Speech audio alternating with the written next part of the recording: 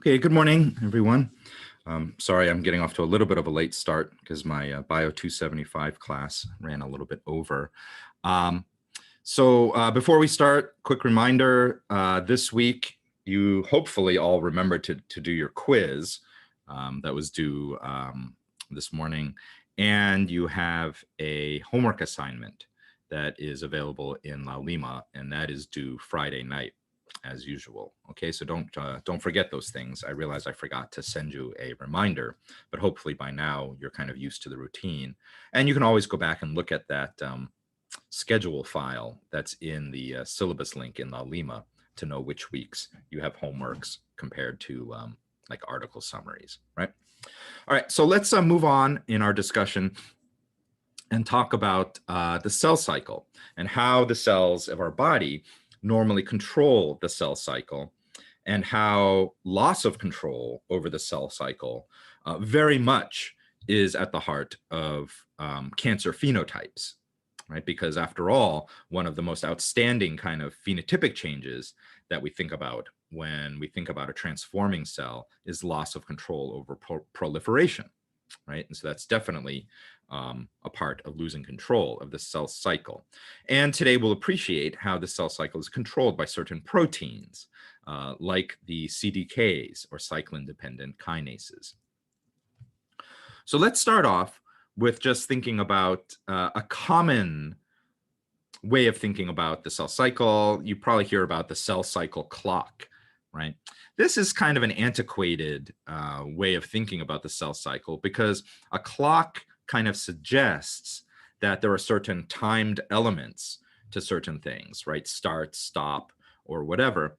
But, I think people still like using this cell cycle clock idea because, something like a stopwatch, or an old analog stopwatch, or a clock, there's this idea of the arm moving around, right, starting from 12 and making it all the way back to 12 again. And that is kind of a convenient way of thinking about breaking down the different parts of the cell cycle. But let's approach it from a functional standpoint, right? So the cell cycle clock suggests that there are certain events that have to be coordinated in order to do things like drive the cell cycle forward, right? And certain events that have to take place at certain critical points along the way, right? I almost said at certain critical times, but that again sort of is the wrong sort of thought here, right? At certain points along the way, certain events have to happen in order to coordinate the transition from one phase to the next, from G1 through S phase, G2, ultimately to mitosis, right?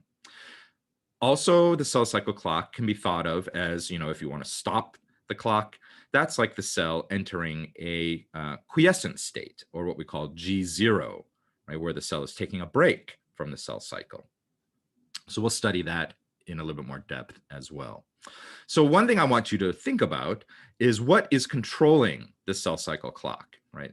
A stopwatch, you think about your thumb pushing a button, but what's the thumb that we're actually talking about here? Well, it has to do with signals arriving from the outside of the cell, right? So this continues our theme that an individual cell, a fully differentiated cell, does not make decisions on its own about whether to go through the cell cycle and proliferate. It is responsive normally to signals arriving from the outside that were sent to it by things like other cells that are supporting it, right? So if we talk about epithelial cells, we always talk about the underlying stromal cells, right, that are sending messages like EGF signals, so growth factor receptor signals. The cell itself, needs to also monitor its own status, right? So the genome and the integrity of the genome is of paramount importance, because if the genome is damaged in any way through, let's say, random mutation caused by exposure to, let's say, radiation, right, the cell needs to be able to detect that and do something about it, rather than just saying, okay, whatever, I'm just going to go ahead and divide, right? Because that can cause all kinds of problems. There are also signals of the cell being able to sense its surroundings. So the integrins that allow an epithelial cell to sense that it is properly attached to the basement membrane. And then also internal monitors of things like the metabolic processes that are happening, right? Whether the cell is in good condition to actually go ahead and undertake the process of division. So the eukaryotic cell cycle, let's think about it this way, right? So let's kind of think about how we can relate this to something like a clock, okay? So we said here that there are these different stages. The G1 phase is what we call the gap 1 phase. Sometimes it's called the growth phase. Growth is kind of a tricky term because I think when you think about growth, if you're talking about a cell that's growing, you tend to think, well, that means it's like dividing, right? And that's not true. The G1 phase is when the cell is carrying out its normal phenotypic functions, right? Like I always say, like a nerve cell is doing what it needs to be a nerve cell, or a muscle cell is doing what it needs to be a muscle cell, etc. If it starts along the path of heading towards mitosis, it first needs to go through S phase, right? So S phase is when the replication of the genome takes place, so DNA synthesis, right? And by the end of S phase, you will have now 2 complete copies of the human genome, right? Then you enter gap 2 phase. So this is where there's the production of a lot of particular proteins that are necessary to get ready for mitosis. And then mitosis itself, the process of the chromosomes lining up and being evenly distributed to 2 daughter cells, takes place in its own set of little stages: prophase, metaphase, anaphase, and telophase. Right? So if we were to say, what is the relative relationship in duration between these different phases? In other words, a typical differentiated cell in your body, right? How much time relatively does it spend in each of these phases? If we broke it down to be, let's say, for convenience sake, 1 24-hour day, right? And we then looked at the relative duration of these different phases in terms of hours spent in it, a fully differentiated cell would spend, most of its time in G1 doing its job. Right? In fact, many fully differentiated cells, that's it. They will spend 24 hours a day in G1 doing their functions. Right? But if those cells are told to go ahead and undergo mitosis, S phase lasts about 6 to 8 hours. Right? And so that's important because it means your cell is able to make a complete, highly accurate copy of your entire genome within 8 hours. Right? So that's a huge undertaking when you're talking about copying 3.2 billion base pairs of DNA across your 46 chromosomes. Right?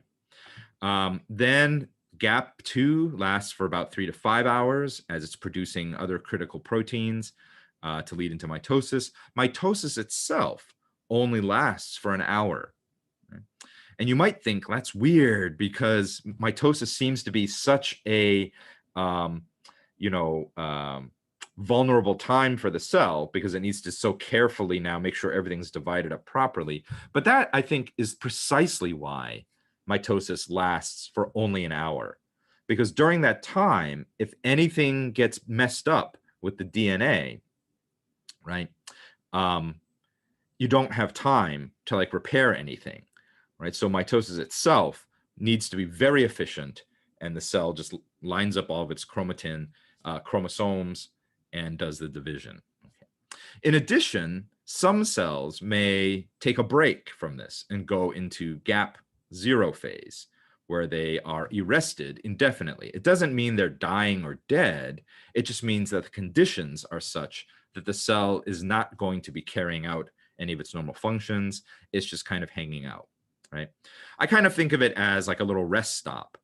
Back in California, I used to drive between Los Angeles and Southern California all the way up to Northern California to places like San Francisco and Berkeley when I was going to school there, and I'd go home to LA. That's like a 6-hour drive on the I-5 freeway, right? Which sounds crazy because if you're used to growing up here in Oahu, right? I mean, you can get all the way around Oahu in just like a couple hours, right? So 6 hours. And I would oftentimes take little breaks along the way, little rest stops, right? Where you pull off into these rest centers and stops, and you can use the bathroom, buy some snacks, stretch your legs, right? And then when I was ready, right, then I would get back on the freeway and continue on. So G1 is like that also. It's important because we'll talk later about how G1 plays an important role in understanding things like cell cycle arrest, right? That takes place when cells normally encounter situations where they shouldn't continue proliferating.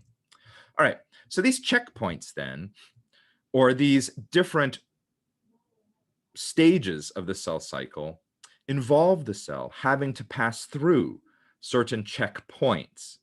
So checkpoints are meant to, at that moment or at that time, determine whether the cell has successfully done all the things it needs to do in order to transition to the next stage of the cell cycle. So here are some of the critical checkpoints. There are checkpoints towards the end of G1 that detect whether the cell is ready to enter S phase. There are checkpoints in S phase that determine whether the DNA replication process is going smoothly or if there are problems that might require the cell to stop replicating its DNA. Checkpoints before mitosis to make sure that the integrity of the genome really is good before the cell is about to divide it up into 2 daughter cells. And then, of course, during mitosis, there are checkpoints to make sure that things are lining up properly.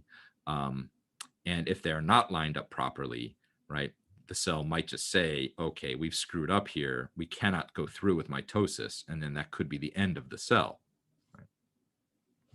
So really, these checkpoints are about the cell assessing whether certain levels of proteins and protein signaling, right, are appropriate as the signs that it's okay to move ahead. I mentioned that in a typical differentiated cell, it spends most of its time in G1.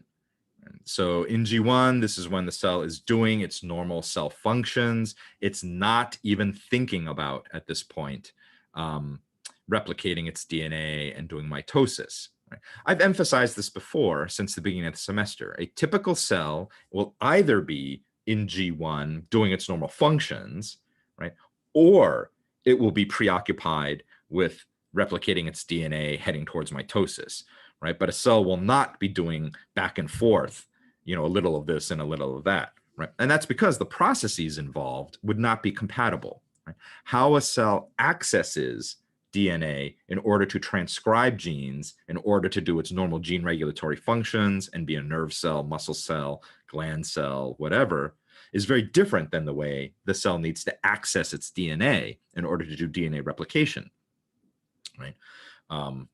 And so you can't have the two processes happening at the same time, at the same gene, because it would just be a disaster. Right? One of the most critical concepts in understanding how cell cycles move forward is to understand that it's during G1 phase that the cell is responsive and listening to the signals that are coming from outside and arriving at the receptors on its surface, like the growth factor receptors, right? This is when the cell is actually paying attention to mitogenic signals that are trying to encourage it to consider moving forward beyond G1.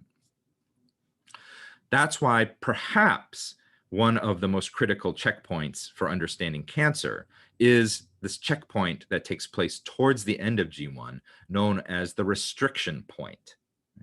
Because once the cell has moved beyond this restriction point, it is committed to entering S phase. Right? And more than that, you have to understand that once a cell commits to moving into S phase, it cannot back up. Okay. So that's why the restriction point doesn't happen right at the junction between G1 and S. And to be quite honest, having a white line here as the dividing boundary is a little misleading also, right? Because it's not at a certain point where like a light switch is switched one way and oh, it's a G1, right? And you switch it the other way and now it's S phase. No, right? This is actually a transition that takes place due to waves of proteins that are carrying the function of the cell over. But the important thing is the restriction point happens before that point, right? So what is the R point, right? And what is going on inside of all of these cycles that control these decisions about moving forward? I think all of you know at this point that this has to do with cyclin proteins. So cyclin proteins are small proteins that fluctuate in level in the cell. And those fluctuations help drive the cell functionally through the cell cycle. One of the earliest cyclins that was studied is cyclin B, represented here. And if you were to look at the cellular levels of cyclin B protein, so that's what this this brown line is, and you were to map it across a cell going through rounds of cell cycle division. So for example, I think the pink is meant to be like G1, and then there's S phase, and there's G2, and then there's mitosis, and then you're back to G1 again, right? So this is like 1, 2, 3 rounds of cell cycle division.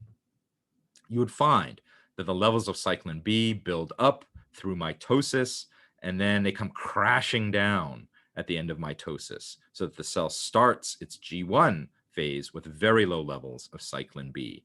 But then through S phase, G2, the cyclin B levels build up again into mitosis, and then they come crashing down again.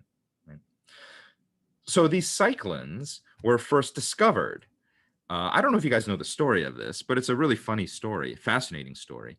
They were discovered by Timothy Hunt, who was a graduate student in the early 80s, 1982, doing a, I think, summer research program in Massachusetts at the Woods Hole Oceanographic Institute. And one of the things that Tim Hunt was studying was the embryonic development of sea urchins, right? So Woods Hole is very famous for being a site where a lot of great oceanographic marine biology work is done. And so the story goes is that Tim Hunt was trying to look at developing embryos of sea urchins to try to look at what proteins are important for the development of these embryos. And so, apparently this is the tale that I've heard, like one summer night or something, that his buddies in the lab are like calling it a day and they wanted to go to the bar, go for drinks, but Tim was sticking around in the lab. He said, no, I want to finish doing these protein level analyses. And so he was analyzing the proteins that are from embryos that were, just a few cells large that were dividing, of these urchins. And this is the plot that he generated. What he saw were there are several examples of proteins that seem to rise and fall in cycles, right? And so this black one here, and then there's a dotted line one here. And he noticed very curiously that in some cases, the rise and fall of one was the opposite of the rise and fall of the other. And so you might think like that's why he called them cyclins, but the story is kind of funny because apparently Tim got around on his bicycle all over the place, and he was a real fan of riding his bike. And so apparently he named these proteins cyclins because of his love of bicycling. Okay. So now we know, right, that these proteins that Tim Hunt discovered, right, are the key regulators of how the cell cycle moves forward. So combinations of rising and falling levels of cyclin B, cyclin D, cyclin E, and cyclin A help define how the cell moves forward in the cycle. Right? So they signal the passage from one phase to the next. And importantly, this is really critical. This is what prevents the cell from going backwards in the cell cycle. Right?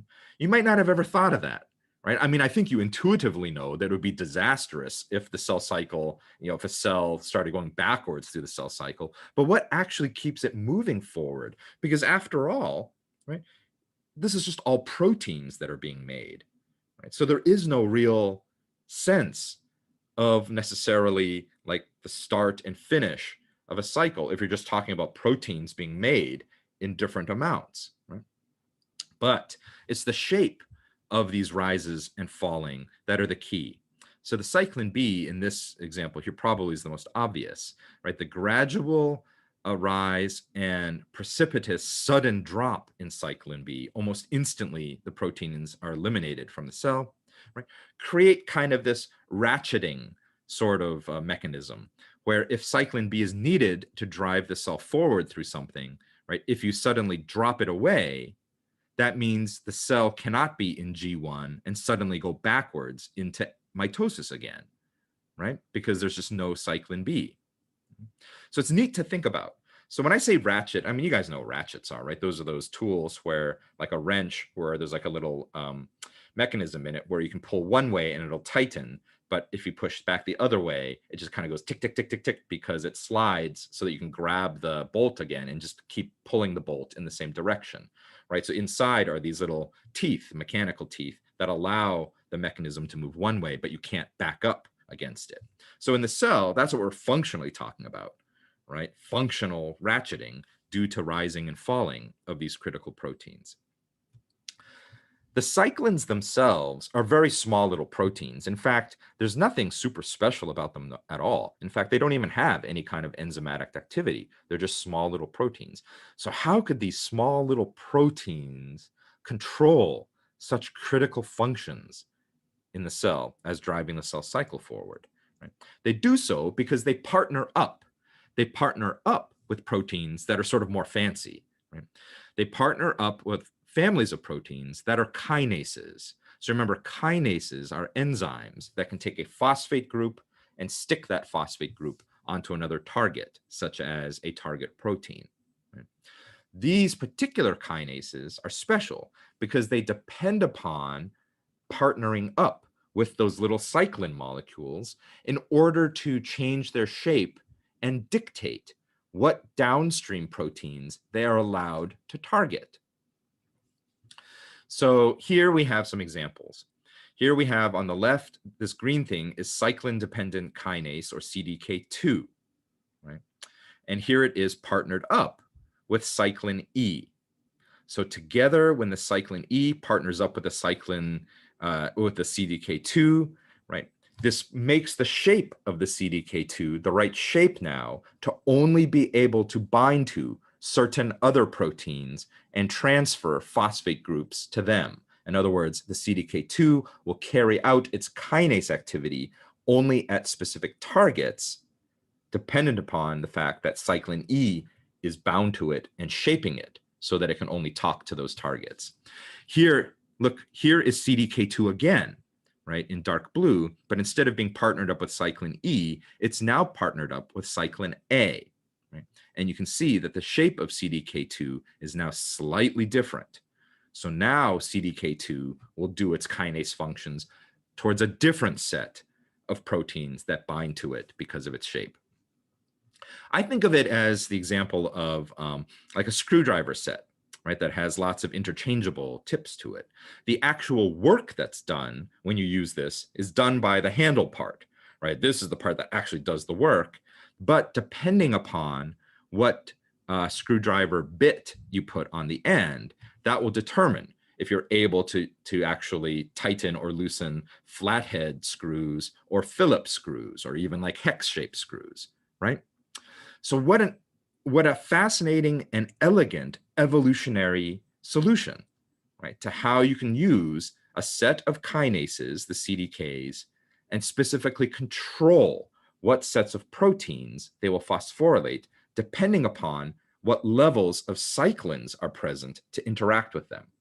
Right?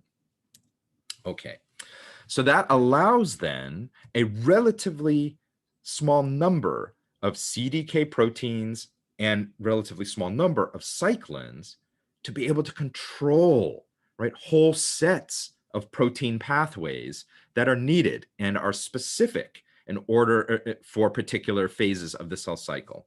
So in this illustration here, right, we see that during G1, what we see is rising levels of cyclin D, right, are pairing up with CDK4 and 6. And if they pair up, they will start driving the cell towards the restriction point. Here, we will have CDK2 bound to cyclin E, getting the cell out of G1 into S phase, right? At which point you begin to have a drop-off of cyclin E levels and an increase in cyclin A levels. So those CDK2s that were at one point partnered up with the cyclin E's and talking to a set of proteins to kick off certain pathways, for example, pathways that might start the DNA replication process, right? Now those same CDK2s, right, no longer pair up with E because E has disappeared. Now they're finding, oh, there's a lot of cyclin A building up. They partner with cyclin A. And as a result, cyclin A changes the shape of the CDK2 ever so slightly. So different proteins now are the target of CDK2. And those might be things like, I don't know, pathways that regulate or monitor the integrity of the DNA replication that's taking place, right?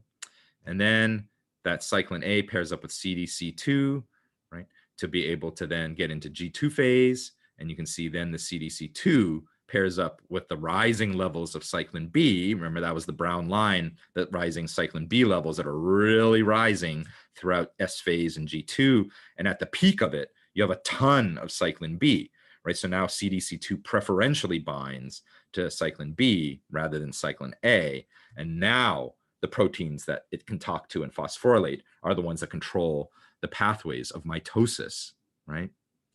And then cyclin B levels, remember, at the end of mitosis, come crashing down, right? And so now CDC2 has nothing to bind to anymore. So its effects are lost. And you start over again with CDK4 and 6 waiting to bind to rising levels of cyclin D, right? I think that's just beautiful, right? Because it's so conceptually simple, right? And yet you think about how many complex things take place in the cell as a result of this elegant, simple way of controlling it. So let's take a look, for example, at how complex some of these downstream pathways can be. So let's focus on cyclin D and CDK4 and 6. So here you see in this, I know this is kind of a crazy figure on the right. You don't have to memorize this, right? But I want you to understand what it's showing you. Here is the cyclin D gene, all right, represented in pink. And what we're saying is that there are going to be multiple things that influence whether the cyclin D gene gets expressed to make rising levels of cyclin D protein during G1, right? Because at the start of G1, there is no cyclin D. The cell just finished mitosis, right? The cyclin B levels came crashing down. And now slowly the levels of cyclin D are beginning to build up again, right? In the daughter cells after they divided are now in G1. So you can see multiple different signaling pathways influence the expression of cyclin D. The appearance of growth factors that are beginning to signal through receptor tyrosine kinases, right? The attachment of the cell to the basement membrane, so the signaling through integrins, sensing the extracellular matrix, right? These all have an influence, as we've learned, right, on things like RAS being activated through things like GRAB2 and SOS doing their functions, activating RAS, right? And the more RAS you have activated, you then activate these mitogen activated MAPK pathways, MAPK, KKK, KKKK, et cetera, right? Ultimately activating certain transcription factors like AP1 that act upon the cyclin D1 gene, right? So in response to sensing the environment and in response to sensing that other cells are sending the cell growth factors, mitogenic growth factors, cyclin D1 levels build up. Not surprisingly, growth factors that come through like HER2 and NU, right, that we studied, that's another RTK. Wnt signaling, Wnt that arrives from stromal cells that are encouraging, let's say this is a stem cell at the bottom of a colonic crypt, right, to divide, right? So these Wnt signals act through Frizzle, they activate beta-catenin that then ultimately can activate D1 expression, among numerous other types of pathways, right? But all of these essentially are pro-proliferation pathways, right? And so the level of cyclin D1 rises in response to them. So what happens? Let's say in this panel of the cartoon, this is all G1 here, right? So the G1, in G1, this newly divided cell, the daughter cell, it doesn't have much cyclin D in it, but as it's receiving more mitogenic factors, levels of cyclin D are building up. Right? At the same time, the cell is making CDK4 and 6, but CDK4 and 6 is kind of aimlessly wandering around somewhere because it's not the right shape to be able to bind to any protein targets. It wants to go ahead and do its kinase activity, but it has no clue what proteins it's supposed to transfer these phosphate groups to. Right? But as the cyclin D levels go up, more and more you would find them pairing up with the CDK4 and 6, right? And then the CDK4 and 6 would then be able to turn on different proteins through phosphorylation, right?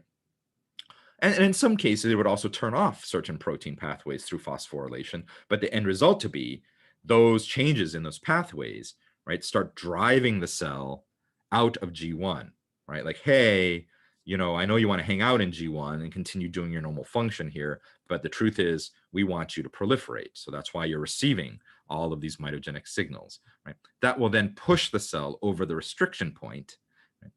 At which point what's happening is towards the end, right before the restriction point, you already have certain pathways stimulated by the CDK4 and 6 that result in the cyclin E gene being activated. So then the cyclin E levels are rising up as G1 is being pushed forward here, right? And then you have cyclin D2 or CDK2 that was aimlessly wandering around, right?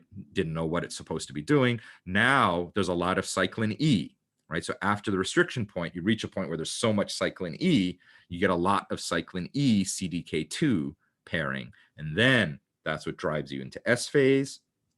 And what's wonderful about this, remember, is that the same CDK, the dark purple CDK2, that was responsible for driving the cell from G1 into S phase, now during S phase, you have a buildup of cyclin A, right? So it now swaps out the cyclin A for the cyclin E, and now it can talk to other proteins, right? And so on and so forth, right? So this point is, once you get past the R point, the cell is on autopilot. And this is a very important thing to keep in mind. Before the R point in late G1, the cell, right, was just kind of like making decisions based upon what it's being told to do, right? And the cell could basically say at any point during G1, hey, I was getting growth signals, but now they somehow disappeared. So as a result, I'm just going to stay in G1, right? And it's just kind of in G1. But once the cell is pushed over the restriction point, right, it is committed. There is no turning back. And the cell is doing its own autopilot program. What does that mean? It means it stops listening to any signals that are coming from the outside.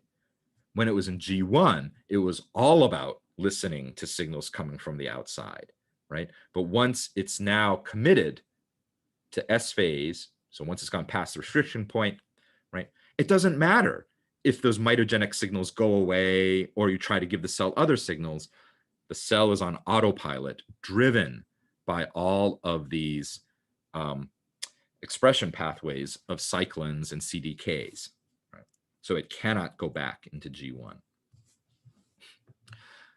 As you might imagine then, these pairs of cyclin-dependent kinases with cyclins bound to them, right, have to be controlled in some way if things go horribly wrong in the cell cycle and the cell needs to actually stop, right? Maybe due to DNA damage or something like that, or a sudden loss of enough nutrients to be able to actually successfully do things like make an entire copy of the genome, right? So these CDKs paired up with cyclins are themselves the target of different proteins that help regulate them. So these were historically called CDK inhibitors because that's how they were first kind of identified.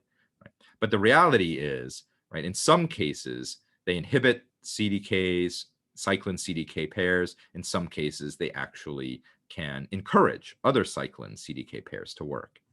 So P16 was a protein that we had discussed before when we were talking about tumor suppressor genes. And in fact, on one of the figures that we looked at, we saw that P16 and loss of P16 function is one of the most widespread types of loss of tumor suppressor gene function in different cancer types. Right? P16 is a CDK inhibitor. So P16, as well as other related family members of these proteins like 15, 18, and 19, they particularly inhibit the CDK4 cyclin D complex from carrying out its job, right? So if you inhibit the CDK4 cyclin D complex from working, then you inhibit the cell from leaving G1, right? And now you're like, oh, I get it then. I get why P16 would be considered an important tumor suppressor, right?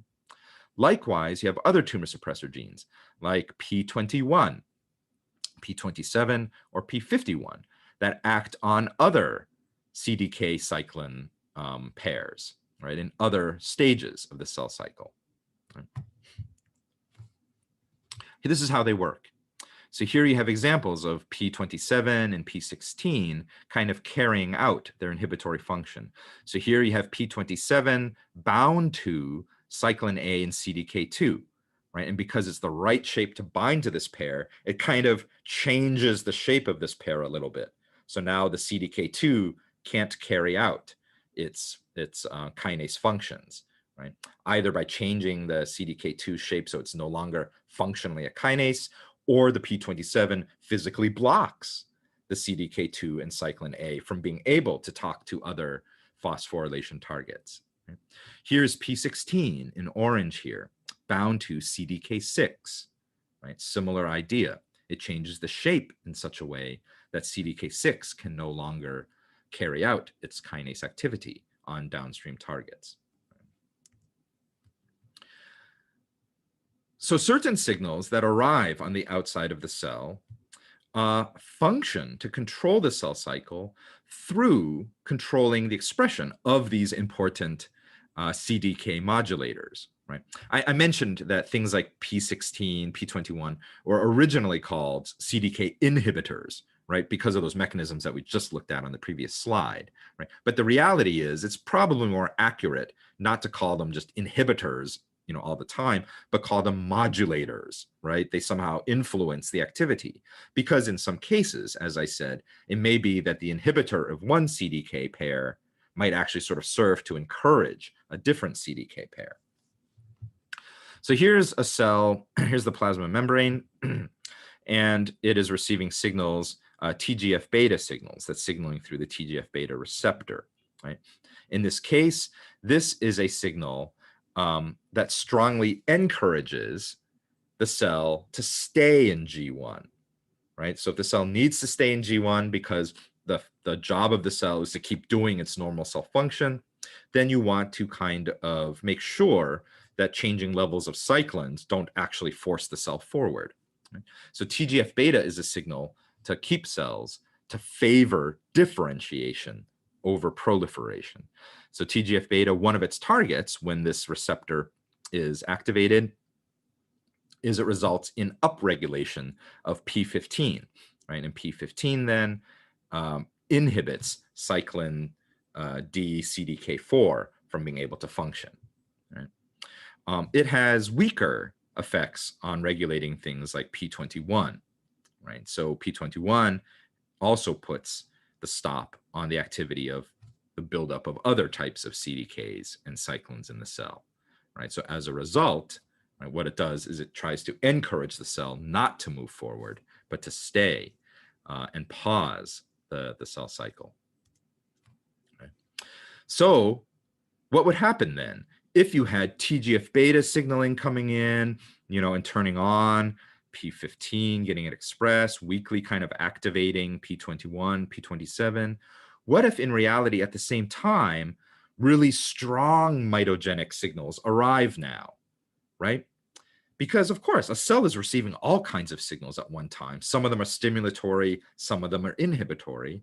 So it's just the balance of which of these wins out that ultimately influences what the cell will do. So let's say you suddenly start getting really strong mitogenic signals that are signaling through, let's say, an EGFR receptor, right? So the EGFR receptor then, oh boy, it activates, maybe it activates RAS, so it activates the PI3 kinase pathway, and you get a lot of phosphorylated AKT. And now what does that do? So that can actually inhibit the function of P21 and P27, right? And so then by grabbing onto P21 and P27, right, you prevent these CDK modulators from doing their job. And what was their job? Well, as we said before, the P21 and the P27 were busy trying to inhibit these cyclin CDK complexes from working, right? So this gets a little bit confusing. If you then have AKT inhibiting an inhibitor, right, this would essentially be the same thing functionally as AKT stimulating or allowing these cyclin CDKs to proceed, right? So therefore, inhibition of an inhibitor can be thought of functionally as this thing being a stimulator. Right? So let's look at this. The suppression of P27 followed by AKT activity, the suppression of P27 function by AKT activity in things like breast cancer. So here we have some histology slides. The top two panels are low-grade tumor. So this is not very aggressive. This is maybe an early tumor that was caught early. They took a biopsy, and this is what they saw under the microscope. So they want to stain for the presence of P27, right? And they want to stain for the presence of phospho-AKT. Let's back up one slide so we make sure we're on the same page here, right? So they're saying we want to look at levels of P27 in these cells, right? These P27 proteins that inhibit the cell cycle because they inhibit these cyclin CDKs. And we want to look at levels of phosphorylated AKT because the phosphorylated AKT itself would inhibit the P27s from doing their job. Right? So what we see here, in the low-grade tumor, you can see that there's plenty of P27 stained in brown inside of these cells. And as a result, you get very low levels, or you see very low levels of phospho-AKT, right? Because the phospho-AKT, for whatever reason, has not been stimulated, right, by some sort of oncogenic pathway. However, if later on this tumor is allowed to develop and becomes very aggressive, there'll be additional random mutations that might favor the messing up of this normal regulatory pathway. Because here you see the high-grade tumor. Now, what you notice is that the P27, right, is no longer in the nucleus of the cell where it can control things like the activities of cyclins and CDKs. Now the P27 has been redistributed into the cytoplasm, right? And what is causing the redistribution of this P27 so that it can no longer work to inhibit the cyclins and the CDKs? It's now what you're seeing as evidence is the cells for some reason now have a lot of phospho-AKT in them, right? So the more phospho-AKT you have, the more inhibitory effect you have by the phospho-AKT on the P27, right? And part of the way it inhibits the P27 is it causes it to go back out into the cytoplasm where it cannot work properly to control the cyclins and the CDKs. So here you have an example of often an inhibitor for one CDK might be stimulatory for another. So for example, if you have cyclin D and CDK4, P21 and P27 actually function to stimulate the combination of cyclin D and CDK4, right? So if you have a lot of P21 and P27, right, you actually stimulate the CDK4 and D combination. However, that same P21 and P27 works to inhibit cyclin E, CDK2. Right? And you might think, why would we have evolved that way? Well, because if the cell cycle needs to have control over whether the cell is ready to move on or not from one stage to the other, right, you might imagine that certain inhibitors of certain cyclin combinations, right, would help to encourage other cyclin CDK combinations to work in order to get from one phase or to the other, right? So that's why these modulators of CDKs oftentimes work in complicated ways. and that's why I said that even though traditionally they are called inhibitors, that term is a little bit outdated. Okay, so this is the last slide for today. And what I want to impress upon you is thinking about how these interactions between CDK modulators and the CDKs and cyclins themselves, right, is this very carefully organized, choreographed series of interactions that just come about from different proteins having their levels fluctuating, right, and having then downstream effects on proteins, and how this coordination, right, has a lot of subtlety to it. I think that's the most amazing thing. Right? Because you'd think if we said, yeah, all these complex cell processes are ultimately controlled by cyclins and the CDK partners, you would think if you only have a handful of those, that the end results would have to be sort of very sort of macro, right? Very sort of brute force types of things. When in reality, right, you have incredibly subtle, incredibly nuanced control over these pathways. So let's look at this. In early G1, right, you would have levels of these CDK modulators P27 and P21 floating around in there, right? But you don't have a lot of CDK4 and you don't have a lot of cyclin D, right? So this is like right after mitosis happened and the cell is kind of getting on its feet again, the daughter cell, and starting up. Right? But in early to mid G1, you start seeing the buildup of cyclin D and the buildup of CDK4, right? And the more of these you have, the more you'll have of them coming together. So in this case, the P21 modulator helps encourage them to function. So you preferentially have the signaling through cyclin D and CDK4 and 6 that's now pushing the cell through G1, right? And the more of this you have, for example, the more G1 will move towards the next stage, right? So at the same time, though, you have cyclin E's and CDK2s, but they are being inhibited by the same P27 and P21 because their role is not needed yet, right? So you don't want to confuse things by having them also signaling at the same time, but they are building up, right? So by mid to late G1, you have a lot of CDK4 and cyclin D working. So you have a lot of the signaling going on, and that's making more cyclin E and CDK2, right? But they're still being held off because they're not ready yet, right? Until what? Until the cell is ready to commit. And so once the cell passes that restriction point, right, then what happens is you begin to have more of the CDK2 and cyclin E's than the P27s and P21s can keep up with, right? And as a result, you end up having now the signaling from those cyclins taking over. And then what you'll see is then the loss of the cyclin D CDK4/6 signaling as the cell then transitions into S phase, right? So I hopefully from this, you can actually get a sense then of what I mean by there's a lot of nuance and subtlety to it, right? And how importantly, all of this buildup from early G1 to mid to late G1, right? The cell is still doing this in sort of a flexible way, depending upon what signals are arriving from the outside.